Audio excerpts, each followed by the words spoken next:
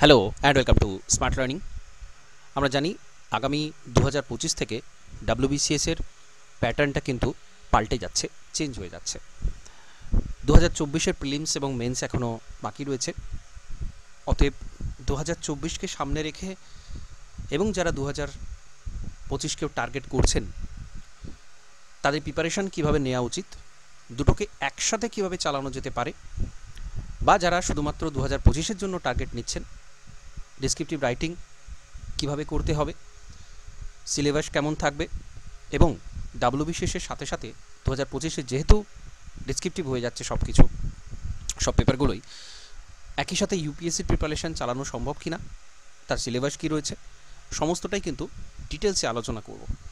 প্রথমত আমরা খুব সংক্ষেপে দেখে নেব WBCS-এর পুরাতন প্যাটার্ন এবং নতুন প্যাটার্ন, অর্থাৎ 2024-এ কী থাকছে এবং 2025-এ কী থাকছে। তো ওল্ড সিলেবাসের যে প্যাটার্ন ছিল, প্রিলিমিনারি এক্সামে একটাই পেপার থাকতো, বা 2024 পর্যন্ত একটাই পেপার আছে, যেখানে 200 নাম্বারের 200টা প্রশ্ন থাকে, অবজেক্টিভ টাইপ 200টা প্রশ্ন থাকে, 2.5 ঘন্টা সময় দেওয়া হয়, এবং নেগেটিভ মার্কিং রয়েছে 0.25 করে। 2024-এর এটা প্যাটার্ন রয়েছে। আমরা জানি এখানে এই যে 200 নাম্বারের কোয়েশ্চেন পেপারে সেখানে 8টা ডিভিশন থাকে, 8টা ভাগ থাকে, সেটা আমি এখানে আলোচনা করছি না, আপনাদের কম বেশি জানা রয়েছে, বা আমরা এর পরবর্তী সেকশানে কিন্তু সেটা এই ভিডিওতেই আলোচনা করব কতটা কি পরিবর্তন আসবে সেটা। এবং নতুন যে প্যাটার্ন, নতুন সিলেবাস, সেখানে দেখা যাচ্ছে কি জেনারেল স্টাডিজের কিন্তু পেপার রয়েছে দুটো পেপার রয়েছে, এবং সেই জন্যে এখানে দেখা যাচ্ছে কি মার্কসটাও কিন্তু দ্বিগুণ হয়ে গেছে।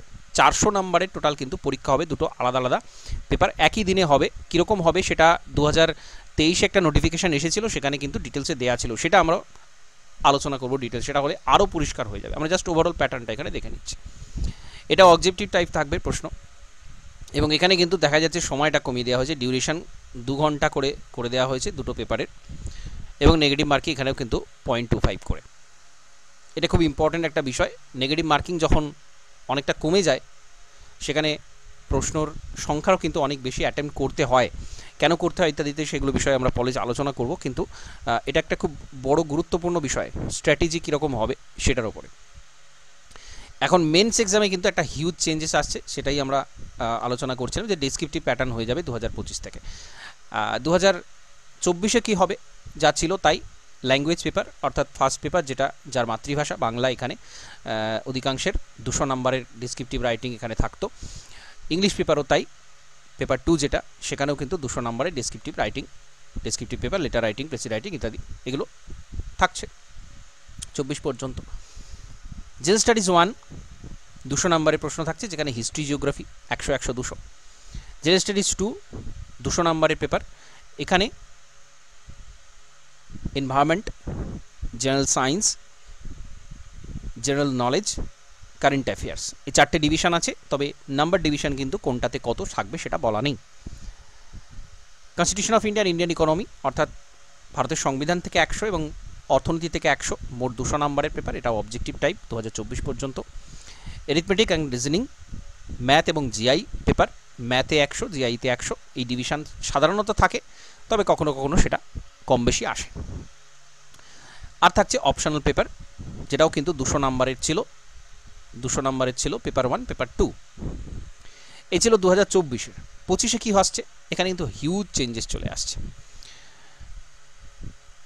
দুটো থাকছে কোয়ালিফাইং পেপার, এই দুটো পেপারে কিন্তু শুধুমাত্র পাস করতে হবে। এখানে বাংলা ইংরেজির নাম্বারটা ফাইনাল মেরিটে যোগ হতো, এখানে কিন্তু শুধুমাত্র পাস করতে হবে, এখানে কিন্তু কোনো রকম নাম্বার এখানে যোগ হবে না।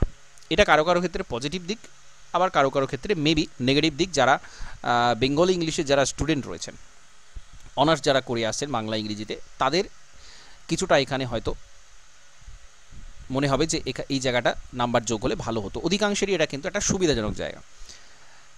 যাই হোক, কমপ্লিট ইউপিএসসি প্যাটার্নটা কিন্তু এখানে আমরা দেখতে পাচ্ছি। এই দুটো পেপারের ক্ষেত্রে সেম একই জিনিস, 300 নাম্বারের পেপার থাকবে, এবং শুধুমাত্র এটাতে পাস করতে হবে।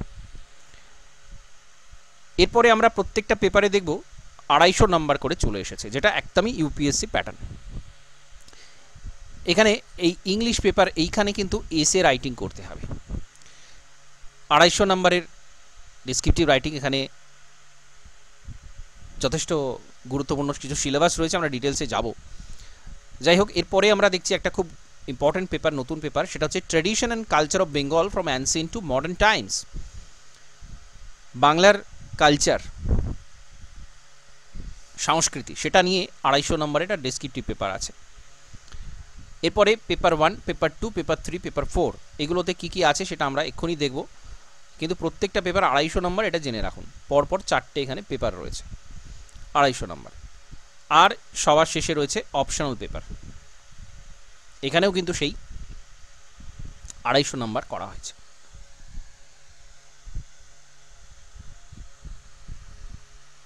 এখানে আমাদের পুরাতন যে সিলেবাস ছিল সেখানে কিন্তু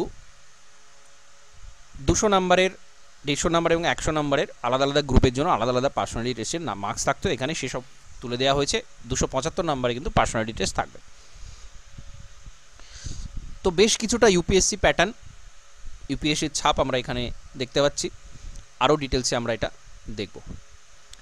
এইটা এসেছিল 2023-এ এবং মোটামুটি এইটার ওপরেই সিলেবাসটা থাকবে আশা করা যায়। ওভারঅল একটা আমরা বোঝার জন্য বিষয়টা জানছি, পরবর্তীকালে এর মধ্যে কিছু চেঞ্জেস আসতেও পারে। এখন কি বলা হচ্ছে, পেপার 1 প্রিলিমিনারি এক্সামের যে দুটো পেপার থাকবে, আমরা দেখলাম কি দুটো পেপার থাকবে, জেনারেল স্টাডিজ পেপার 1 আর পেপার 2, জেনারেল স্টাডিজ পেপার 2। প্রত্যেকটা অবজেক্টিভ প্রায় 200 নম্বরের কোয়েশ্চেন থাকছে। 200 নম্বর দুটো পেপারের ক্ষেত্রে 2 ঘন্টা ডিউরেশনটা কিন্তু এখানে 2 ঘন্টা মাত্র। এইটা একটা খুব ইম্পর্টেন্ট বিষয়। এতদিন পর্যন্ত 2.5 ঘন্টা সময় থাকতো, এই সময়টা কিন্তু যথেষ্ট ভালো সময়। এখানে প্রশ্ন সংখ্যা একই থাকছে, 200টা থাকছে, অথচ মাত্র 2 ঘন্টা সময়, এটা বুঝতে হবে। আর কি মোস্ট ইম্পর্টেন্ট যেটা, ঠিক ইউপিএসসি প্রিলিমসের মতো জেনারেল স্টাডিজ পেপার 2টা কিন্তু শুধুমাত্র কোয়ালিফাইং পেপার। এখানে 33% মাত্র পেতে হবে, অর্থাৎ 66 পয়েন্ট সামথিং পেলেই কিন্তু এটাতে পাস। অর্থাৎ এখানে কিন্তু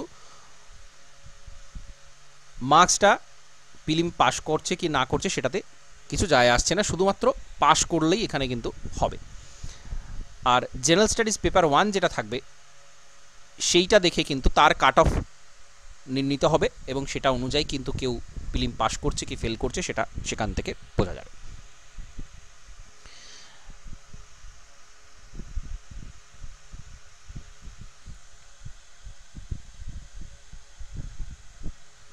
পেপার 1-এ কি থাকছে, English composition, general science, current event of national international importance অর্থাৎ কারেন্ট অ্যাফেয়ার্স, সাধারণ বিজ্ঞান যেমন থাকতো ইংরেজি, history of India, Indian national movement ঠিক যেমন থাকতো এখানে 25 আশা করা যায় সেম থাকছে, Indian geography, West Bengal geography, Indian polity and economy, আর জেনারেল মেন্টাল এবিলিটি। অর্থাৎ আমাদের ডাব্লিউবিসিএস প্রিলিমসের যে পুরাতন সিলেবাস 2024 পর্যন্ত যেটা থাকছে একই রকম জেনারেল স্টাডিজ পেপার 1-এর কিন্তু সেম একই সিলেবাস থাকছে এবং 200 নম্বরের প্রশ্ন থাকছে, কিন্তু এখানে টাইমটা কমে হয়ে গেছে মাত্র 2 ঘন্টা। বাকি সব কিছু কিন্তু একই রয়েছে এবং এটা দিয়েই কেউ প্রিলিমস কোয়ালিফাই করলো কিনা সেটা বিচার হবে। দ্বিতীয় যে পোর্শনটা আসছে যেটা একেবারে ইউপিএসসি প্যাটার্নের মতো, পেপার 2-তে কম্প্রিহেনশন থাকবে, interpretational skill including communication skill, logical reasoning, analytical ability, decision making, problem solving, general mental ability, basic numeracy, class 10 level. অর্থাৎ এখানে ম্যাথ, জিআই এবং ইংলিশের যে পেপারটা যেমন থাকে ইউপিএসসিতে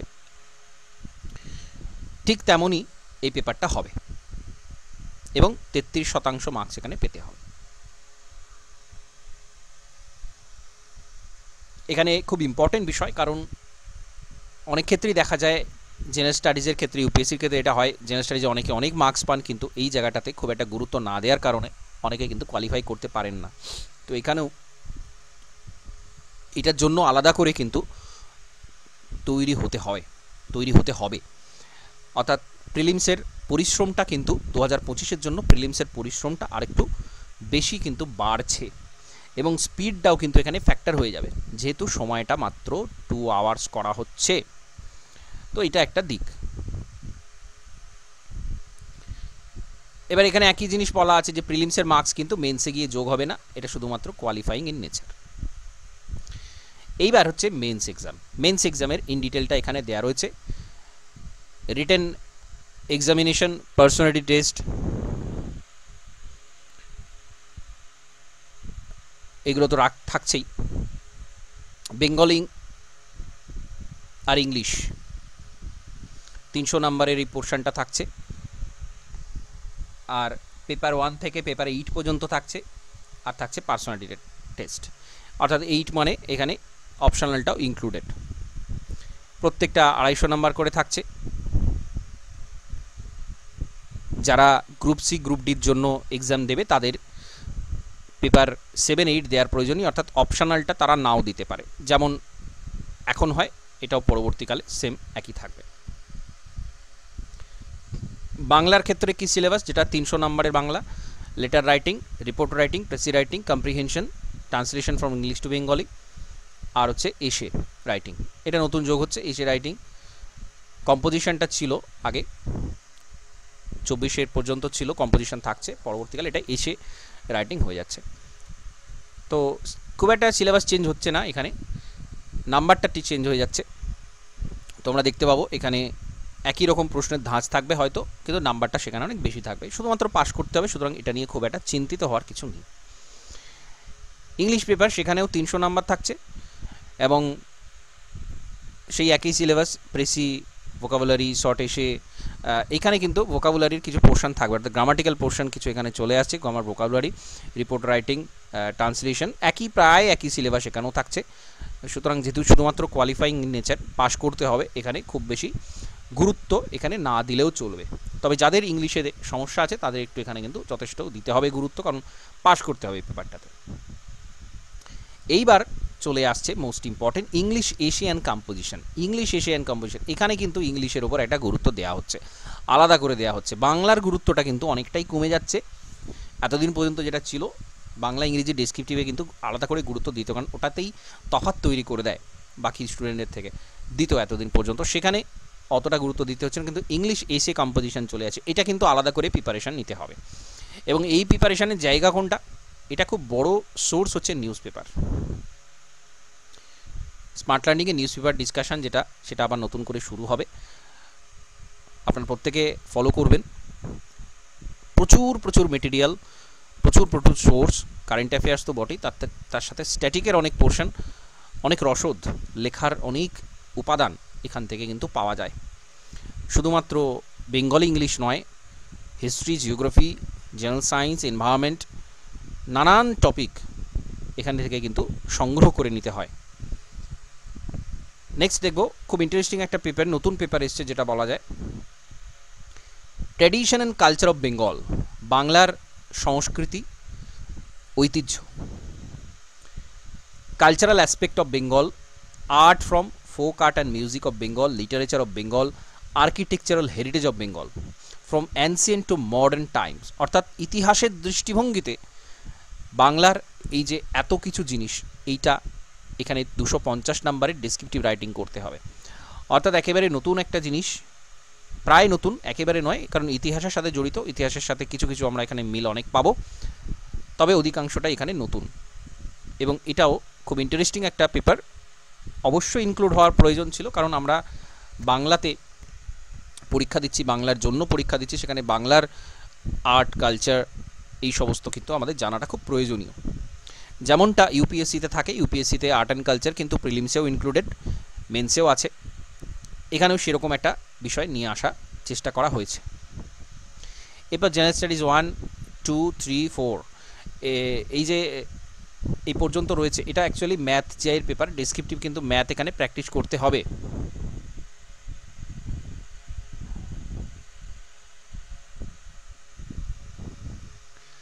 আর কি পলিটি, ইকোনমি, জিওগ্রাফি, এখানে সব আছে, আমরা পরপর দেখব কী কী কোথায় আছে।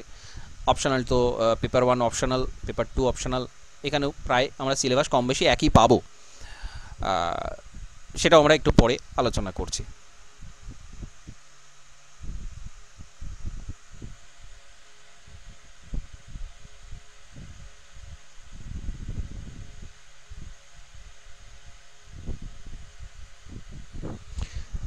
এখন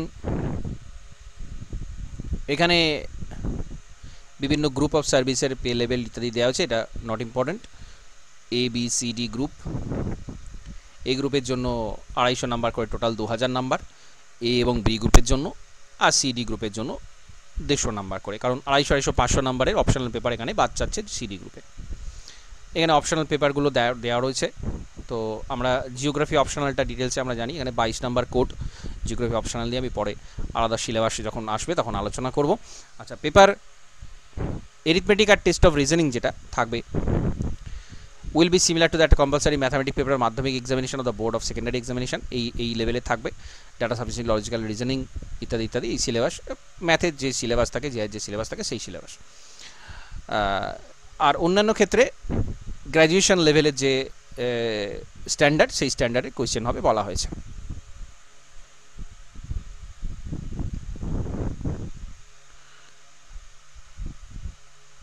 আর অন্যান্য ক্ষেত্রে এখানে এই যে পেপারগুলো সেইগুলোর কথা বলা হয়েছে। এনভায়রনমেন্ট পেপার এইটা কিন্তু অ্যাড হচ্ছে, জেনারেল স্টাডিজ পেপার 2 যেটা, সেখানে কিন্তু এনভায়রনমেন্টের ডেসক্রিপটিভ রাইটিং অ্যাড হবে। এনভায়রনমেন্ট তো ছিলই পেপার 4 এর ক্ষেত্রে, আমরা জানি পুরাতন সিলেবাসে ছিল, সেখানে biodiversity, coastal regulation zone, CRZ, global warming ইত্যাদি ইত্যাদি সব বিষয়গুলো কিন্তু ইনক্লুড হচ্ছে। ইন্ডিয়ান ইকোনমি, রিজার্ভ ব্যাংক, এইসব বিষয় এটাও ছিল, আগেও ছিল, এখানেও আসছে। প্ল্যানিং প্রসেস সমস্তটাই আগে যা সিলেবাস ছিল, আরবিআই এর policy, monetary policy, fiscal policy, এগুলো আসবে, ইনক্লুডেড হবে।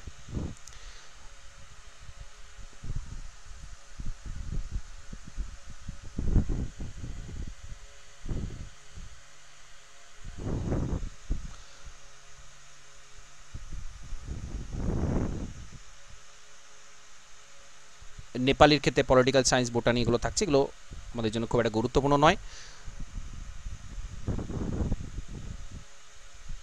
এখানে সামারি দেওয়া রয়েছে, পার্সোনালিটি টেস্টে 275 নাম্বার থাকবে, সেটা আমরা অলরেডি আগে দেখেছি। তো এই সবগুলো হচ্ছে আমাদের বিভিন্ন অংশ এখানে দেওয়া রয়েছে। এখানে আমরা একটা আইডিয়া পেলাম যে এইরকম হতে চলেছে আগামী 2025-এর সিলেবাসটা। এখন আমাদের পড়াশোনা স্ট্র্যাটেজি কেমন হবে সেইগুলো দেখব, তার আগে ছোট্ট করে ইউপিএসসির যে সিলেবাস সেটা দেখে নেব। ইউপিএসসি প্রিলিমসের ক্ষেত্রে সেই একই history, ancient, medieval, modern, Indian কালচারটা থাকে এখানে এক্সট্রা। জিওগ্রাফির ক্ষেত্রে ফিজিক্যাল জিওগ্রাফির বেশ কিছুটা পোর্শন এখানে কিন্তু থাকে। ফিজিক্যাল জিওগ্রাফিটা অনেক বড় অংশ থাকে ইউপিএসসিতে। জিওগ্রাফি অপশনালে যারা আছেন তারা এই বিষয়টা জানেন, এইগুলো ওশানোগ্রাফি, জিওমরফোলজি, ক্লাইমেটোলজি, এগুলো কিন্তু সব অপশনালের ক্ষেত্রে সেম একই সিলেবাস থাকে। তার সাথে সাথে ওয়ার্ল্ডের কিছু রিজিওনাল জিওগ্রাফির পোর্শন থাকে এবং ইন্ডিয়ান জিওগ্রাফির একটা বড় অংশ কিন্তু এখানে থাকছে, যেটা আমাদের ডাব্লিউবিসিএস সিলেবাসেও রয়েছে। ডাব্লিউবিসিএস সিলেবাসে শুধুমাত্র এইটুকু আছে, ইন্ডিয়ান জিওগ্রাফি, এবং তার সাথে ওয়েস্ট বেঙ্গল জিওগ্রাফি অ্যাড করা। বাকি অংশটা কিন্তু ডাব্লিউবিসিএস সিলেবাসে নেই। এটার জন্য ফিজিক্যাল জিওগ্রাফি খুব ভালো করে জানতে হয়। যারা অপশনাল জিওগ্রাফি রয়েছেন তারা কিন্তু এইটা অলরেডি তারা প্রিপেয়ার্ড। শুধুমাত্র ওয়ার্ল্ডের রিজিওনাল জিওগ্রাফিটা এখানে তাদের জন্য একটু নতুন। ইকোলজি, এনভায়রনমেন্টের ক্ষেত্রে একটা খুব গুরুত্বপূর্ণ বড় অংশ থাকছে, যেটা ডাব্লিউবিসিএস মেন্সে আমরা গিয়ে পাচ্ছি। প্রিলিমসে কিন্তু এনভায়রনমেন্টের কোনো পোর্শন থাকে না, কিন্তু ইউপিএসসিতে প্রিলিমসেই থাকে। Ecology, biodiversity, environment, pollution, climate change সমস্তটাই মেন্সে গিয়ে আছে আমাদের, প্রিলিমসে কিন্তু ইউপিএসসিতে আছে। পলিটি, গভর্নেন্সের ক্ষেত্রে আমরা জানি একটা বড় সিলেবাস রয়েছে, সমস্তটাই এখানে ইনক্লুডেড। যেটা মেন্সে আছে সেটাই প্রিলিমসে আছে। এটা আমাদেরও ডাব্লিউবিসিএস এর ক্ষেত্রেও কিন্তু সেম। ইকোনমির ক্ষেত্রেও সেম, মানি, ব্যাংকিং, পলিসি, বেসিক কনসেপ্ট থেকে শুরু করে সমস্তটাই একই। সায়েন্স অ্যান্ড টেকনোলজি, এখানে কিন্তু টেকনোলজিক্যাল অ্যাডভান্সমেন্ট এটা মেন্সে থাকে অ্যাকচুয়ালি আমাদের সিলেবাসে। আমরা শুধু জেনারেল সায়েন্স পড়ি, ফিজিক্স, কেমিস্ট্রি, বায়োলজি পড়ি। এখানে কিন্তু তার সাথে সাথে space, IT, communication, defence, nuclear technology, এই জিনিসগুলো এখানে বেশি করে গুরুত্ব দেওয়া হয় জেনারেল সায়েন্সের থেকেও। তার মানে এই নয় যে জেনারেল সায়েন্স থেকে কোয়েশ্চেন আসে না, সেখান থেকেও কোয়েশ্চেন আসে, কিন্তু বেশি গুরুত্ব দেওয়া হয় এগুলো। এবং এই জেনারেল সায়েন্সের কিছুটা পোর্শন এখানে রয়েছে। এবার এখানে ডিটেল সিলেবাস রয়েছে, সেটা আমরা এখানে আলোচনা করব না। ডিটেল সিলেবাসটা আমরা এর পরবর্তী ক্লাসগুলোতে আলোচনা করব। ডিটেল কোন কোন সাবজেক্টের কী স্ট্র্যাটেজি হবে, কোন সাবজেক্টটা কীভাবে পড়ানো হবে, সেইগুলো আমরা আলোচনা করব। এখানে আমরা ছোট করে দেখে নেব স্মার্ট লার্নিং থেকে কিভাবে পড়ানো হয়। একদম এটা সেপ্টেম্বর মাসের শিডিউল রয়েছে, 2 দিন ফাঁকা রাখা হয়েছে এই কারণে। 15 তারিখে আপনারা সকলেই জানেন মিসলেনিয়াসের এক্সাম রয়েছে, সেজন্য শেষ 3টে দিন স্টাডির জন্য, রিভিশনের জন্য আলাদা ক্লাস থাকছে না, কারণ যারা ডাব্লিউবিসিএস দেবেন তারা প্রত্যেকেই কম বেশি মিসলেনিয়াস পরীক্ষা দিয়ে থাকেন। তো এটা বাদ দিয়ে বাকি সমস্তটাই কিন্তু আমরা দেখব। সানডেতে অপশনাল জিওগ্রাফি পড়ানো হয় এবং বাকি অন্যান্য দিনগুলোতে কিন্তু হিস্ট্রি, পলিটি, জিওগ্রাফি, ইকোনমি, সমস্ত জেনারেল সায়েন্সের পেপার, ম্যাথ, ইংলিশ, এগুলো অন্যান্য ক্লাসগুলো কিন্তু থাকছে এবং বিভিন্ন টাইম রয়েছে 8:30 এবং 7:30, এইটা হচ্ছে ক্লাস টাইমিং। তো এগুলো নিয়ে আমি আর পরে আলোচনা করব, জাস্ট এখানে একটা শিডিউলটা আমি দেখানোর জন্য এটা দেখালাম। এবার এখানে আমাদের যেটা মূল বক্তব্য সেটা হচ্ছে স্ট্র্যাটেজিটা কেমন হবে, আমাদের স্ট্র্যাটেজি কেমন হওয়া উচিত। এখন যারা 2024-এর জন্য 2024টাকে টার্গেট করেছেন আমরা বলতে পারি, তাদের কিন্তু খুব সাবধানে এইগুলো করতে হবে। 2024টাকে যারা টার্গেট করেছেন, কারণ যারা দীর্ঘদিন পড়াশোনা করছেন, অ্যাটলিস্ট 2-3 বছর, 4 বছর, 5 বছর বা তার বেশিও অনেকে করছেন, তাদের জন্য এটা কিন্তু একটা ডেডলাইন বলা যায়, কারণ তারা দীর্ঘদিন একই প্যাটার্নে অভ্যস্ত, তারা যথেষ্ট প্রিপেয়ার্ড। সুতরাং তাদের একেবারে 100% বা তার বেশি দিয়েও কিন্তু এখানে ঝাঁপিয়ে পড়তে হবে। Do or die situation. বা অনেকে ডেসক্রিপটিভ রাইটিংয়ে প্রবলেম আছে, ডেসক্রিপটিভ রাইটিং করতে গেলে সেটা কিন্তু যথেষ্ট পরিমাণে তার দক্ষতা রাখতে হয়। সেটা নিয়ে আমি আলোচনা করব, এর পরবর্তী ক্লাসে আলোচনা করব যে ডেসক্রিপটিভ রাইটিংয়ের জন্য আমাদেরকে ঠিক কীভাবে প্রিপেয়ার্ড হতে হবে, সেটা আমি এক একটা ক্লাসে ডিটেলসে আলোচনা করে দেব। বা বিগত বছরে ইউপিএসসির প্রশ্ন দেখলেই আমরা ডেসক্রিপটিভ রাইটিং ডাব্লিউবিসিএসের জন্য কীরকম করতে হবে এটা আন্দাজ পাবো, বা সেটা নিয়ে আমি ডিটেলসে আলোচনা করে দেব। তো 24-এর জন্য আমরা অ্যাজ ইট ইজ যা প্রিপারেশান লেভেল যেমন ছিল, বা যারা নতুন শুরুও করছেন তাদের ক্ষেত্রেও একই রকম থাকবে, কারণ হচ্ছে প্রিলিমসটা তো সেম। 25-এরও যে প্রিলিমস থাকবে সেখানেও পেপার কিন্তু এমসিকিউ পেপারই থাকছে, সেখানে 24-এরও যে প্রিলিমস থাকছে সেখানেও কিন্তু একই সেম সিলেবাসে, এখানেও সেম সিলেবাস, এখানেও সেম সিলেবাস, এখানে কিন্তু একটা এক্সট্রা পেপার চলে আসছে।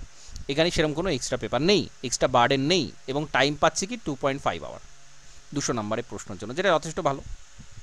সুতরাং এই জায়গাটা কিন্তু একেবারে নিশ্চিত করে নিতে হবে যে আমি প্রিলিমস পাস করছি, সেই লেভেলে পড়াশোনা করতে হবে। এবং একটাই কথা বলা হয় যে প্রিলিমস মেন্সকে কোনো ডিসক্রিমিনেশন না করে প্রথম থেকেই মেন্সের মতো করে পড়া, তাহলে প্রিলিমসটা কিন্তু 100 নিশ্চিত হয়ে যায়, 100%। এখানে সেইটি করতে হবে, আর কোনো দ্বিতীয় অপশন নেই। পলিটি ইকোনমিকে সমান গুরুত্ব দেওয়া, কারণ মাত্র 25 থাকে দুটো পেপারে পলিটি ইকোনমি, কিন্তু সেটাই এখানে হয়ে যায় 100, এখানে হয়ে যায় 100, অর্থাৎ 25টা হয়ে যায় 200, যেটা অন্য কোনো পেপারে হয় না। হিস্ট্রি থাকে 50, এখানে হয়ে যায় 100। জিওগ্রাফি থাকে 25, হয় 100। তো যাই হোক, মূল বিষয়টা হচ্ছে কি, সব সাবজেক্টকে সমান গুরুত্ব দিতে হবে, সমান চোখে দেখতে হবে, এবং ডেসক্রিপটিভ পেপারগুলোতে অপশনাল হোক বা বেঙ্গলি, ইংলিশের যে পেপার, সেগুলো এখন থেকে কিন্তু প্র্যাকটিস করতে হবে। তবে আগামী 1 বছরের মধ্যে যদি মেন্স হয়, সেখানে গিয়ে আমরা একটা জায়গা তৈরি করতে পারবো। সুতরাং মূল যে বক্তব্য, মেন্স লেভেলে পড়াশোনা করা এবং প্র্যাকটিস করা, এবং এখন থেকে মক টেস্ট দেওয়া, যেটা স্মার্ট লার্নিংয়ে করানো হবে। শিডিউলটা আমি দিয়ে দেবো, যেটা ফুল লেন্থ 200 নম্বরের যে মক টেস্ট, সেটা কিন্তু রিসেন্ট শুরু হয়ে যাবে। একদম এখন থেকে এটা করাটা প্রয়োজনীয়। আর কি 2025-এর জন্য যারা দুটো একসাথে করবেন, হয়তো দেখা যাচ্ছে নতুন তারা 24-এ পরীক্ষা দেবেন, আবার 25-এরটাও তারা ভালো করে আরও টার্গেট নেবেন। প্রিলিমসের সিলেবাস তো সেম থাকছে, তো প্রিলিমস পড়াশোনা শুরু করে দেয়া বা জানা, সোজা কথায় প্রথম কথায় জানতে হবে। ধরা যাক হিস্ট্রি জানতে হবে, তো প্রাথমিকভাবে যে ক্লাসগুলো হবে সেগুলো সবই একই রকম হবে। ডেসক্রিপটিভ রাইটিংয়ের বিষয়টা যখন আসবে, তখন আমাদের কী করতে হবে, একটু নোটস পড়তে হবে ভালো করে, বিভিন্ন নোটসগুলো ডিটেলসে তৈরি করে নিতে হবে। তার মধ্যে একটা ইন্টারেস্ট আছে, তার মধ্যে একটা আকর্ষণ আছে। যারা ডেসক্রিপটিভ রাইটিং করে এসেছেন গ্র্যাজুয়েশন লেভেলে, তাদের কাছে ব্যাপারটা খুব বেশি কঠিন নয়। সময়টা খুব গুরুত্বপূর্ণ ফ্যাক্টর হয়ে যায় ডেসক্রিপটিভ রাইটিংয়ের ক্ষেত্রে। হাতের লেখা স্পিড খুব গুরুত্বপূর্ণ ফ্যাক্টর হয়ে যায়।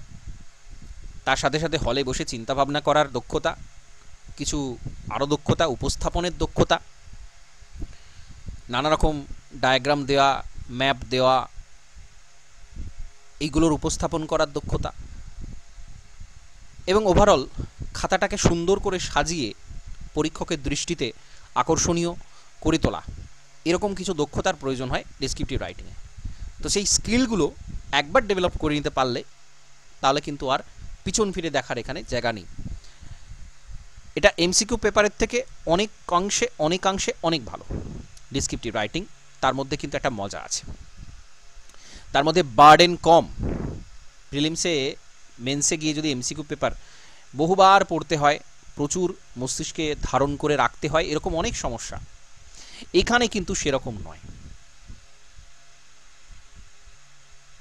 এখানে কিন্তু যথেষ্ট জায়গা রয়েছে যাদের যাদের ভাবনা চিন্তার দক্ষতা আছে, যারা কোনো বিষয়কে বিভিন্ন দৃষ্টিভঙ্গিতে দেখে বিভিন্ন দৃষ্টিভঙ্গিতে উপস্থাপন করতে পারেন, সর্বোপরি একটা বিষয়ের সাথে আর একটা বিষয়ের লিঙ্ক আপ তৈরি করতে পারেন, এবং নিজস্ব ভাবনা চিন্তা প্রকাশের যে জায়গা, সেটা কিন্তু এই ডেসক্রিপটিভ রাইটিং, যেটা এখানে একেবারেই সম্ভব ছিল না। এখানে কিন্তু নিজস্ব দক্ষতা, নিজস্ব ভাবনা চিন্তার প্রকাশের অনেক সুন্দর জায়গা রয়েছে।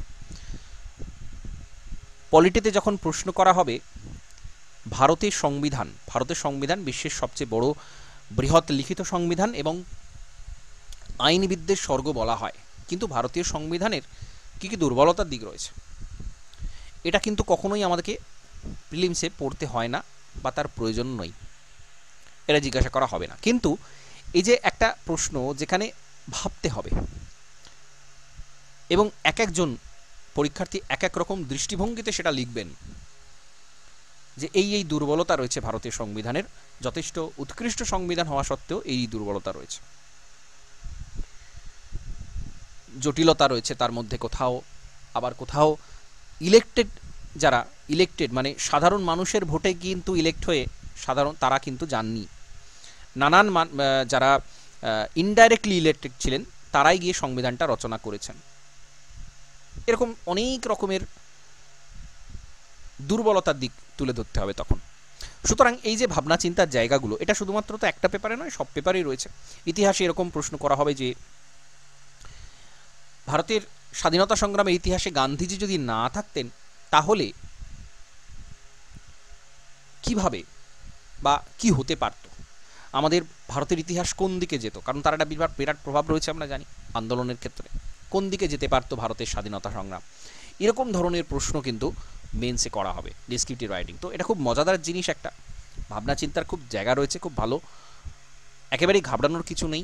যারা বেশ কিছুদিন প্রিপারেশন নিচ্ছেন, হঠাৎ চেঞ্জ হয়ে যাবে এরকম ভয় পাচ্ছেন, তাদের কিন্তু ভয়ের কিছু নেই, এটা খুব এনজয় করা যাবে এরকম ধরনের ডেসক্রিপটিভ পেপার। হ্যাঁ, ম্যাথের ক্ষেত্রে হয়তো কিছুটা হতে পারে যে শর্টকাটে যারা করে ফেলতে পারছিলেন সেটা ডেসক্রিপটিভ করতে হবে, তবে এরিথমেটিকের পোর্শন ডেসক্রিপটিভ যারা মাধ্যমিক পর্যন্ত ম্যাথ করে এসছেন, মাধ্যমিক পর্যন্ত সকলেই ম্যাথ করে এসছেন, সুতরাং তাদের জন্য যে খুব এটা অনেক বেশি কঠিন একটা বিষয় সেরকম নয়, জাস্ট এতদিনের যে অভ্যাস ছিল সেটাকে ছেড়ে দিয়ে ডেসক্রিপটিভ লেখার যে অভ্যাস সেটাকে নিয়ে আসতে হবে। যাই হোক, আমরা পরবর্তীতে দেখতে পাবো, হয়তো নাও থাকতে পারে পেপারটা, ইউপিএসসি প্যাটার্নে তো মেন্সে ম্যাথ থাকে না, এখানেও হয়তো নাও থাকতে পারে, সেই বার্ডেনটা নাও রাখা হতে পারে, সেটা আগামীতে আমরা দেখতে পাবো। তো সেটা এখনই খুব বেশি ভাবার প্রয়োজন নেই, কিন্তু একটা মানসিক প্রস্তুতি রাখা যে এই আমাকে করতে হতে পারে এবং তার স্ট্র্যাটেজিটা কিন্তু এইভাবে হবে। সুতরাং আমি আজকে এই বিষয়টা নিয়ে খুব বেশি বলছি না, এরপর আমি subject specific strategy, subject specific দৃষ্টিভঙ্গি আলোচনা করব, যে আগামীতে প্রিপারেশনের দিকটা কিভাবে যাবে, কিভাবে চলা উচিত, সেইটা নিয়ে আমি আলোচনা করব। এবং এখানে দেখা যাচ্ছে আমি পরপর এখানে সিলেবাস নিয়ে আজকে আলোচনা করলাম, এরপরে ইন্ডিয়ান পলিটির কী স্ট্র্যাটেজি হবে, জিওগ্রাফি, ইকোনমি, হিস্ট্রি, সমস্তটাই দৃষ্টিভঙ্গি কেমন হবে, কীভাবে প্রিপারেশান শুরু করব আমরা একদম নিশ্চিত করে নেওয়া, 2024কে নিশ্চিত করে নেওয়া, এবং যারা 2025 জন্য প্রিপারেশান নিচ্ছেন তাদের দৃষ্টিভঙ্গি কেমন হবে সেটাও কিন্তু আমি এখানে আলোচনা করব।